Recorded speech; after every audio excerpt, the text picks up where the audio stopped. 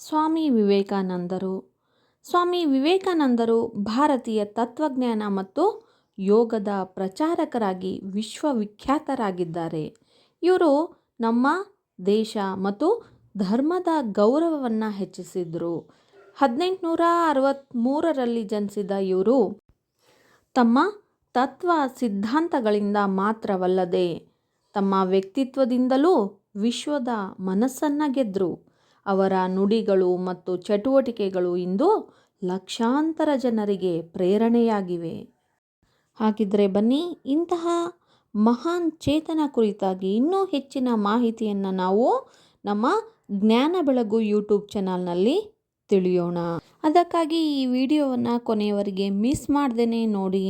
ಈ ವಿಡಿಯೋದಿಂದ ಕಲಿಬೇಕಾದದ್ದು ಸಾಕಷ್ಟು ಇದೆ. ನೀವು ಕೂಡ ಪ್ರೇರಣೆ ಹೊಂದಿ ನಿಮ್ಮ ಮಕ್ಕಳು, ನಿಮ್ಮ ಗೆಳೆಯರು ಎಲ್ಲರನ್ನು ಕೂಡ ಪ್ರೇರಣೆಗೊಳಿಸಿ.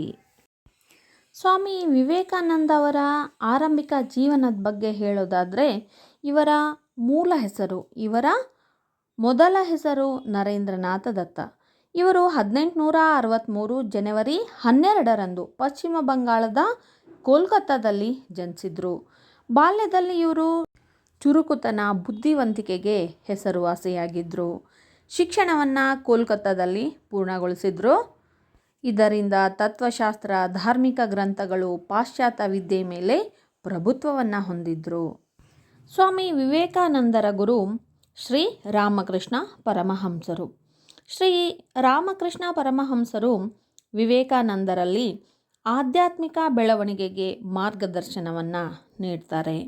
ಗುರುನ ದೀಕ್ಷೆಯ ಮೂಲಕ ವಿವೇಕಾನಂದರು ತಮ್ಮನ್ನು ತಾವೇ ಗುರುತಿಸಿಕೊಂಡು ವಿಶ್ವದ ಸೇವೆಗೆ ತೊಡಗ್ತಾರೆ.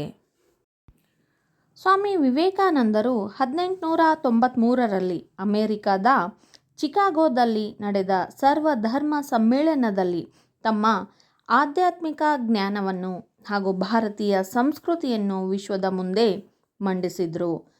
ಅವರ ಅಮೆರಿಕಾದ ನನ್ನ ಸಹೋದರ ಮತ್ತು ಸಹೋದರಿಯರೇ ಎಂಬ ಮಾತುಗಳಿಂದಲೇ ಜನತೆಯ ಹೃದಯವನ್ನು ಗೆದ್ದರು.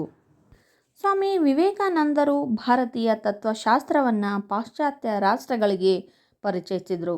ಹಾಗೆ ಅವರು ನಾನಾ ಗ್ರಂಥಗಳನ್ನು ರಚಿಸಿದರು. ರಾಜಯೋಗ, ಜ್ಞಾನಯೋಗ, ಕರ್ಮಯೋಗ ಇನ್ನು ಮುಂತಾದವುಗಳು. ಹಾಗೆ ಸ್ವಾಮಿ ವಿವೇಕಾನಂದ ಅವರ ಭಾಷಣಗಳು complete works of Swami Vivekananda ಎಂಬ ಹೆಸರಿನಲ್ಲಿ ಪ್ರಕಟವಾಗಿವೆ. ಇವರ ಸಾಧನೆಗಳನ್ನು ಕುರಿತಾಗಿ ಹೇಳೋದಾದರೆ, ಇವರು ಭಾರತೀಯ ಸಂಸ್ಕೃತಿಯನ್ನು ಪಾಶ್ಚಾತ್ಯ ದೇಶಗಳಲ್ಲಿ ಪರಿಚಯಿಸಿದಂತಹ ಪ್ರಮುಖ ವ್ಯಕ್ತಿಯಾಗಿದ್ದರು. ಹಾಗೆ ರಾಮಕೃಷ್ಣ ಮಠ ಮತ್ತು ಮಿಷನನ್ನು ಸ್ಥಾಪನೆ ಮಾಡಿದರು. ಚಿಕಾಗೋ ಭಾಷಣದ ಮೂಲಕ ವಿಶ್ವದ ನಾಡಿಗೆ ಭಾರತೀಯ ತತ್ವಶಾಸ್ತ್ರವನ್ನು ಪರಿಚಯಿಸಿದರು. ಯುವಕರಿಗೆ ಪ್ರೇರಣಾ ಶಕ್ತಿಯಾಗಿದ್ದರು.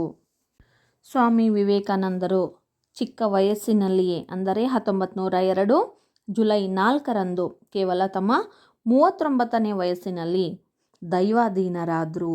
ಇವರ ಜೀವನ ಆದರ್ಶಗಳು ಇಂದಿಗೂ ಕೂಡ ಪ್ರಚಲಿತವಾಗಿದ್ದು ಯುವ ಜನತೆಗೆ ದಾರಿದೀಪವಾಗಿವೆ. ಅವರು ಎಂದಿಗೂ ಅಮರರಾಗಿದ್ದಾರೆ. ಏಳು, ಜಾಗೃತವಾಗು, ಗುರಿಯನ್ನು ಸಾಧಿಸು ಎಂಬ ಇವರ ಸಂದೇಶ ಇಂದಿಗೂ ಭಾರತೀಯ ಯುವ ಜನತೆಗೆ ಆದರ್ಶ ಮತ್ತು ಪ್ರೇರಣೆಯಾಗಿದೆ. ಏಳಿ, ಎದ್ದೇಳಿ, ಗುರಿ ಮುಟ್ಟುವವರೆಗೂ ನಿಲ್ಲದಿರಿ ಎನ್ನುವ ಇವರ ನುಡಿಗಳು ಎಂಥವರನ್ನೂ ಬಡಿದೆಬ್ಬಿಸುತ್ತವೆ. ವಿಶೇಷವಾಗಿ ಯುವಕರ ಎದೆಯಲ್ಲಿ ಛಲ, ಧೈರ್ಯ, ಆತ್ಮವಿಶ್ವಾಸದ ಕಿಚ್ಚನ್ನು ಹಚ್ಚುತ್ತವೆ. ಇಂತಹ ಕಿಚ್ಚು ದೇಶದ ಒಳಿತಿಗೆ, ಬೆಳವಣಿಗೆಗೆ, ದೇಶದ ಮುಂದುವರಿಕೆಗೆ ಬೇಕು. ಆದ್ದರಿಂದಲೇ ಯುವ ಜನತೆಗೆ ಪ್ರೇರಣೆಯಾದ, ಆದರ್ಶ ಸ್ಫೂರ್ತಿಯಾದ ವಿವೇಕಾನಂದರ ಜನ್ಮ ದಿನವನ್ನು ಅಂದರೆ ಜನವರಿ 12ನ್ನು ರಾಷ್ಟ್ರೀಯ ಯುವ ದಿನ ಎಂದು ಆಚರಿಸಲಾಗುತ್ತದೆ. ಎಲ್ಲರಿಗೂ ಸ್ವಾಮಿ ವಿವೇಕಾನಂದ ಜಯಂತಿಯ ರಾಷ್ಟ್ರೀಯ ಯುವ ದಿನದ ಶುಭಾಶಯಗಳು. ಎಲ್ಲರೂ ಸ್ವಾಮಿ ವಿವೇಕಾನಂದರ ಜೀವನ ಚರಿತ್ರೆ, ಸಾಧನೆ, ಆದರ್ಶಗಳನ್ನು ತಿಳಿದು ಪಾಲಿಸೋಣ. ಧನ್ಯವಾದಗಳು.